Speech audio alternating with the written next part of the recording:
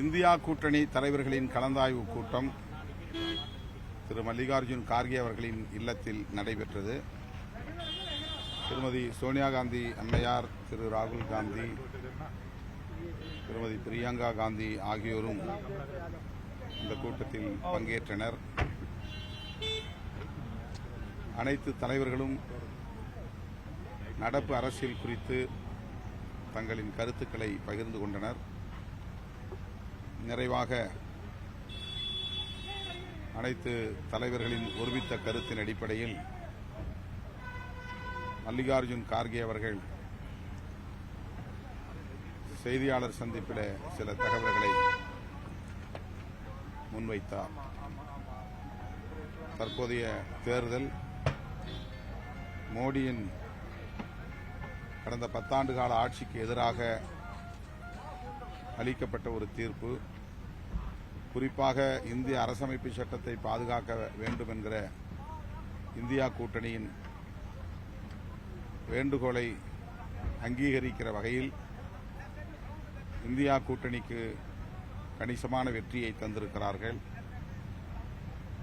அதே வேளையில் பாரதிய ஜனதாவுக்கும் பாடம் புகட்டியிருக்கிறார்கள்.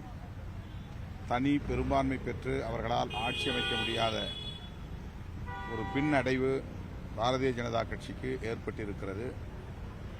இது மோடி அவர்களுக்கும் பாரதிய ஜனதா கட்சிக்கும் எதிராக மக்கள் அளித்துள்ள தீர்ப்பு. எனவே அவர் பதவியிலே நீடிப்பது பொருத்தமானதில்லை என்றாலும் இந்தியா கூட்டணி இதை கவனித்துக் கொண்டிருக்கும். உரிய நேரத்தில் சூழல்களுக்கு ஏற்ப உரிய முடிவுகளை எடுப்போம் என்று அனைத்து தலைவர்களும் ஒருமித்த முடிவை எடுத்திருக்கிறோம். அதனை இப்போது மல்லிகார்ஜுன் கார்கே அவர்கள் அதிகாரப்பூர்வமாக அறிவித்திருக்கிறார். எதிர்க்கட்சி அணியில எதிர்க்கட்சியா செயல்படுவது அப்படின்ற ஒரு முடிவு எடுக்கப்பட்டதா இன்னைக்கு நடந்த கூட்டத்தில்? ஆட்சி அமைக்க நாம முயற்சி மேற்கொள்ளப்படவில்லை அப்படின்ற ஒரு முடிவும் இந்தியா கூட்டணியின் சார்பிலே ஆட்சி அமைப்பதற்கான எந்த முகாந்திரமும் இல்லை. அந்த முயற்சியையும் மேற்கொள்வதற்கு சாத்தியக்கூறுகள் இல்லை.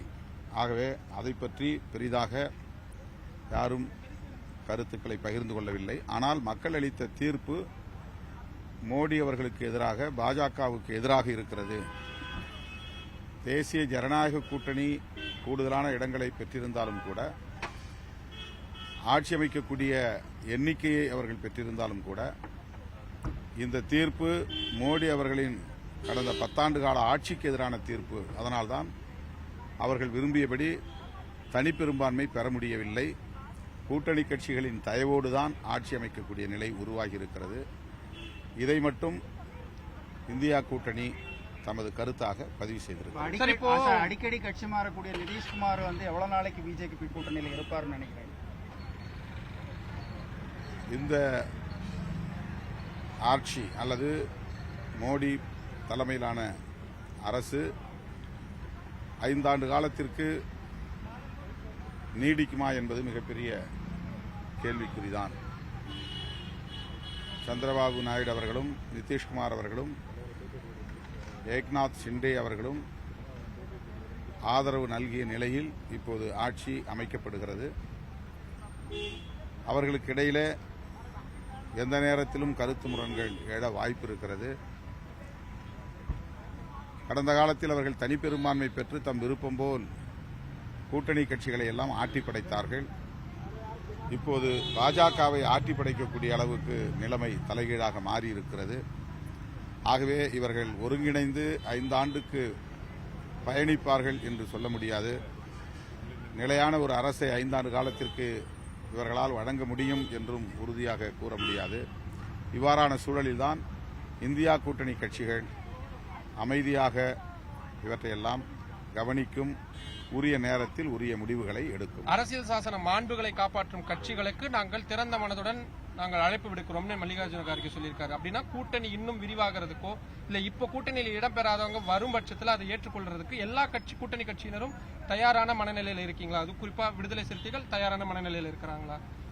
இதனை நான் தேர்தல் முடிவு அறிவிக்கப்பட்ட உடனேயே சிதம்பரம் தொகுதியின் வாக்கு எண்ணிக்கை மையத்தின் வாசலில் இருந்தே இந்த அறைகூவலை தனிப்பட்ட முறையிலே விடுதலை சிறுத்தைகளின் சார்பிலே விடுத்திருக்கிறேன். எந்த முகாமில் இருந்தாலும் ஜனநாயக சக்திகள் ஓரணியில் திரள வேண்டும். குறிப்பாக சந்திரபாபு நாயுடு அவர்களும் நிதிஷ்குமார் அவர்களும் ஏக்நாத் ஷிண்டே அவர்களும் கூட தங்கள் நிலைப்பாட்டை மறுபரிசீலனை செய்ய வேண்டும். மீண்டும் பாஜக ஆட்சிக்கு வருவது நாட்டுக்கு நல்லதல்ல, ஜனநாயகத்திற்கு நல்லதல்ல. ஜனநாயகத்தை பாதுகாக்க விரும்புகிறோம் என்கிற கருத்தில் உடன்பாடு உள்ளவர்கள் கட்டாயம் இந்தியா கூட்டணியோடு இணைய வேண்டும் என்கிற கருத்தை சொல்லியிருக்கிறேன். மீண்டும் அதை வலியுறுத்துகிறேன். தேங்க்ஸ்.